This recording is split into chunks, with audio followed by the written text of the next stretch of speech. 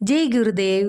இன்றைய நன்னாளில் அடியேனுக்கு இந்த பாக்கியம் கிடைத்ததை எண்ணி மிகவும் சந்தோஷத்தோட இந்த அஷ்டாவக்ர கீதையோட நாலேஜ் செக்ஷன் ஆரம்பமாகிறது.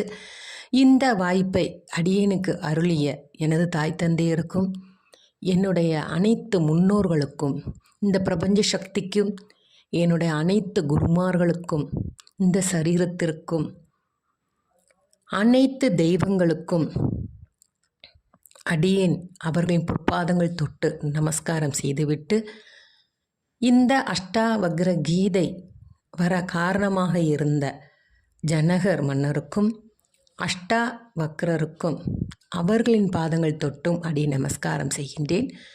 நம்ம இந்த அஷ்டாவக்ர கீதையோட நாலேஜ் செக்ஷனுக்குள்ளே அடி எடுத்து வைப்போம். பாரத தேசத்தில் ஜனகர் என்ற மன்னர் ஆட்சி செய்து கொண்டு இருந்தார் என்று நாம் எல்லாருக்குமே தெரியும். அவர் புத்திசாலி கூட. அப்போ அவர் ஒரு ஈவினிங் டைம், மாலை நேரத்தில் மக்களின் குறைகளை தீர்க்கக்கூடிய நாட்கள் என்று இருக்கும். அப்போ அந்த குறைகள் எல்லாம் அவர் கேட்டுகிட்டே இருந்தார். அப்போ அவருக்கு ஒரு பிரேக் டைம்னு வரும்ல, நாமளே ஒரு விஷயத்தை செய்துகிட்டே இருக்கும் போது கொஞ்சம் ஓய்வு எடுத்தால் நல்லா இருக்குமே அப்படி நம்ம நினைக்கக்கூடிய நாட்கள் இருக்கும் இல்லையா, சில நிமிடங்கள். அப்போ அந்த நேரத்தில் சில நிமிடங்கள் அவர் ஓய்வெடுக்க சென்றார். அப்போ ஓய்வெடுக்க செல்லும்போது கண்ணை அயர்ந்து தூங்கி விட்டார்.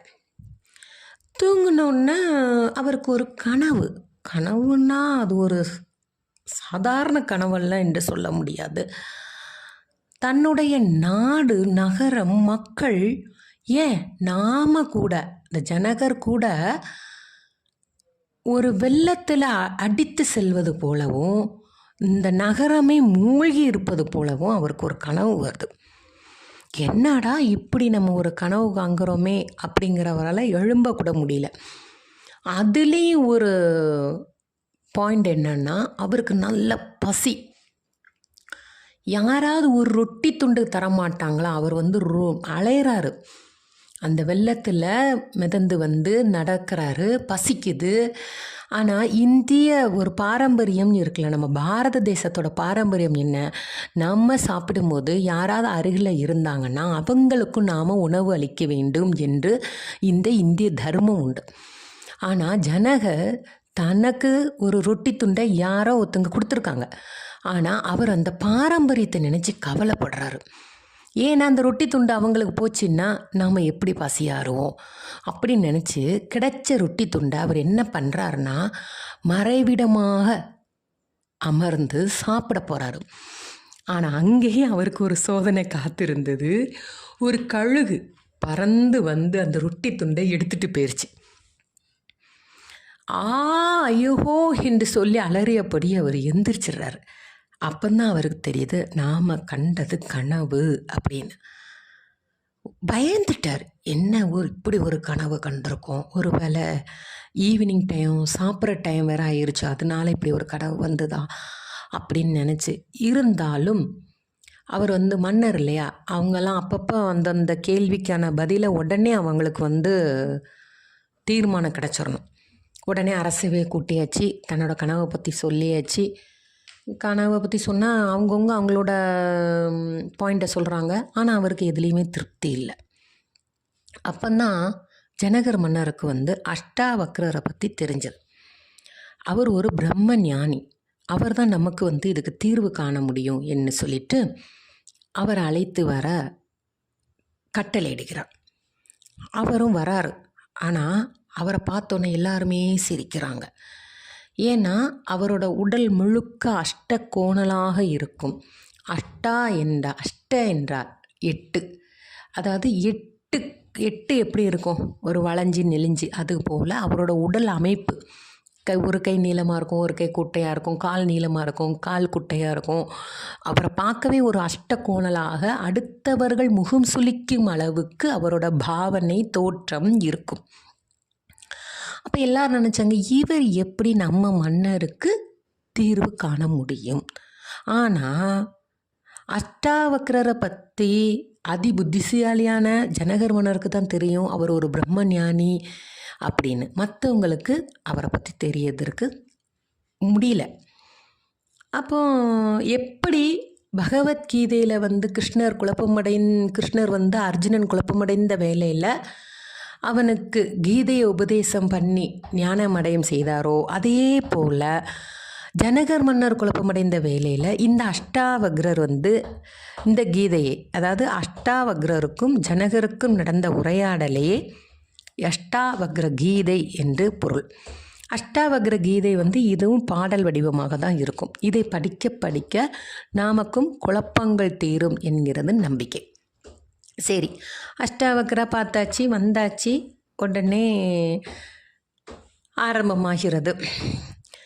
நாம் ஆன்மீக பயணத்தில் அடியெடுத்து வைக்கத்தான் இந்த அஷ்டாவக்ர கீதையை கூட கேட்கவோ பார்க்கவோ தொடவோ முடியுமா? அப்போ நமக்கு தகுதிகள்னா என்ன? இதுக்கு தகுதிகள் என்ன? நாம் ஒன்றை பெற வேணும்னா என்ன நினைக்கிறோம்? அதுக்கு முயற்சி பண்ணணும். முயற்சி பண்ணதோட விட்டாமல் அது மாதிரியே நம்ம உடல், உணவு எல்லாத்தையுமே மாற்றிக்கணும். பாவனை உள்பட நம்ம வந்து மாற்றிக்கணும். அப்புறம் உணவு, உடை மட்டும் போதுமா? நமக்கு இருக்கிட்ட அறிவு, மரியாதை, கருணை இது எல்லாமே வளர்ச்சி பெறணும். எல்லா இடத்துலையும் எங்கெல்லாம் உயிர் இருக்கோ அங்கெல்லாம் மதிப்பு மரியாதையும் இருக்க தான் செய்யும். அப்போ நமக்கு இந்த அஷ்டாவக்ர கீதையை படிக்கிறதுக்கு ஒழுக்கமும் கட்டுப்பாடும் கண்டிப்பாக வேணும். அப்போ ஞானம் கண்டிப்பாக வேணும். சரி, கட்டுப்பாடுனா என்ன? உடல் சொல்வதை மட்டும் கேட்பது கட்டுப்பாடு. கற்பனைகளை கேட்கக்கூடாது. எக்ஸாம்பிள், நாம் வயிறார உணவு சாப்பிட்றோம். அது சாப்பிட்டப்புறம் தான் சாப்பாடு போதுன்னு ஆயிடுச்சுல்ல, இருந்தாலும் ஒரு மாம்பழத்தை பார்க்குறோம். இதை சாப்பிட்டா கூட நமக்கு அதோட ருசி நம்ம இழுக்குது. சாப்பிட்டுட்டு நம்ம என்ன பண்ணுறோம்? தேவைக்கு அதிகமாக சாப்பிட்டு உடல் உபாதைகள் வருகிறதல்லவா? அதைத்தான் சொல்கிறாரு கட்டுப்பாடு. அப்போ நாக்கின் ருசிக்கு பணிந்தது தான் காரணம். உடலின் கட்டுப்பாடு, வார்த்தைகளில் கட்டுப்பாடு, பேச்சில் கட்டுப்பாடு. நமது பேச்சினால் யாரையும் புண்படுத்தக்கூடாது. ஒவ்வொரு இதயத்திலும் இறைவன் இருக்கின்றான். நாக்கிற்கு வந்து எலும்பு கிடையாது. நாம் பேசும் வார்த்தை கூட ஒரு துஷ்பிரயோகமாக அவங்களைப் போல அவங்க கிட்ட சென்றடையுங்கிறாரு. மனதை வந்து செம்மைப்படுத்தணும். மனசு போன போக்கிலேயே நாம் போகக்கூடாது. இதுவரை தியானம் செய்யலைன்னா இனி கண்டிப்பாக தியானம் செய்ய வேண்டும். அப்போ தான் ஞானத்தை பற்றி நம்ம கேட்குறதுக்கே வாய்ப்பு வரும். அப்புறம் இந்த அஷ்டாவக்ர கீதையை படிப்பதனால எனக்கு ஞானம் கிடச்சிரும், எனக்கு அறிவு வந்துடும், நான் ரொம்ப பெரியவனாயிட்டேன் அப்படிங்கிற எண்ணம்லாம் நமக்கு வரக்கூடாது. அப்படி நினச்சி இதை படிக்க ஆரம்பித்தோன்னா இது ஆபத்தில் தான் வந்து முடியும். தியானம் பண்ணாதவர்கள் இந்த கீதையை படிக்க தகுதி இல்லாதவர்கள். ஒவ்வொரு நாளும் ஒரு பயிற்சி, சேவா, இது வந்து கண்டிப்பாக பண்ண நம்மளோட தகுதி ஆட்டோமேட்டிக்காக வளரும். சரி, தகுதியோட முதல் படினா என்ன? நாமளே தவறானவர் என்று நம்ம வந்து நினச்சிட்ருக்கோம். அந்த எண்ணத்தை முதல்ல தூக்கி எறியணும். சரி, ஜனகர் வந்து விடுதலை பெறுவது எப்படி அப்படின்னு அவர் கேட்க ஆரம்பிக்கிறாரு. விடுதலைன்னா என்ன அப்படின்னு அவர் கேட்குறார். அப்போது நாம் எதிலிருந்து எப்படி விடுதலை பெற முடியும்? என்ன செய்யலாம்? நமக்கு மகிழ்ச்சி தரும் சில விஷயங்கள், நமக்கு மகிழ்ச்சி தராத சில விஷயங்கள், நல்லவை தீயவை விஷயங்கள் எல்லாத்துலேயும் நாம் வந்து நாமே சிக்கிக்கொள்கிறோம். அதான் எக்ஸாம்பிளுக்கு கவலை, குழப்பம் இதெல்லாம். இப்போ பைக்கு வச்சுருக்கிறவன் என்ன பண்ணுறான்? கார் வாங்கினா நல்லா இருக்கணும், வீடு இல்லாதவன் வீடு வாங்கினா நல்லாயிருக்கும். இப்படி நம்மளோட பாதுகாப்பை பற்றியே நாம் வந்து கவலைப்படுறோம். நம்மளோட ஃப்ரெண்ட்ஸு சர்க்கிள், சக மனிதர்களோட தொடர்பு கூட நமக்கு கவலையை ஏற்படுத்தும். இதெல்லாம் நமக்கு என்ன மனப்பான்மையை கொண்டு வரும்? ஈகோ, உன்னை விட நான் சிறந்தவன், என்னை விட யாரும் சிறந்தவர் இல்லை. யாருமே விடுதலை பற்றி கவலை கொள்றதே இல்லை. ஆனால் இப்படி விடுதலையை பற்றி கவலை கொள்ளாமல் யார் இருப்பார்கள்? எளிமையாக, களங்கமற்ற மனசு, எப்பவுமே எதை பற்றி நினைக்காத வெற்றிடமாக இருப்பவர்கள் இதிலெல்லாம் சிக்கிக்கொள்ள மாட்டாங்க. அப்போ நமக்கு இந்த தகுதி இருக்கா? உடல் மீது, நாக்கின் மீது கட்டுப்பாடு இருக்க வேண்டும். உடல் மீது கட்டுப்பாடுனா என்ன? இந்த ஐம்புலன்கள் சொல்வதை நாம் கேட்கக்கூடாது. காது கேட்க தான் செய்யும், வாய் சாப்பிடுகிறது, மூக்கின் வேலை நுகர்வது. ஆனால் அந்த நாக்கு மட்டும்தான் 2 வேலை செய்யுமா.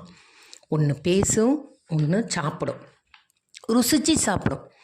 அப்போது ரெட்டை குதிரைகள் பூட்டப்பட்ட வாகனத்தை ஓட்ட வேண்டும் என்றால் அதை கட்டுப்படுத்த திறன் ஓட்டுபவரிடம் இருக்க வேண்டும்.